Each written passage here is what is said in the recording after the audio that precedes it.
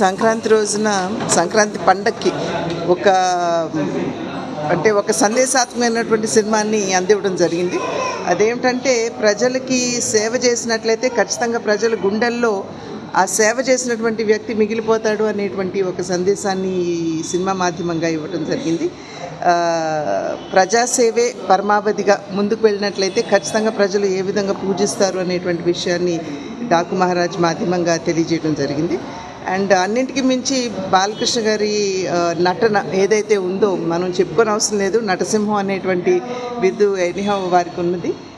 అది ఒక రకంగా ఈ సినిమా మాధ్యమంగా మరి ఒక్కసారి ఆవిష్కృతమైందని చెప్పి భావిస్తూ ప్రజలకి ఇంకొకసారి సంక్రాంతి శుభాకాంక్షలు తెలియజేస్తూ బాలకృష్ణ గారికి నా అభినందన తెలియజేస్తున్నాను. బాబీ గారికి కూడా నా అభినందన తెలియజేస్తున్నాను. చిత్ర నిర్మాతకి, చిత్ర యూనిట్కి, ప్రతి ఒక్కరికి కూడా పేరు పేరున నా అభినందన తెలియజేస్తున్నాను.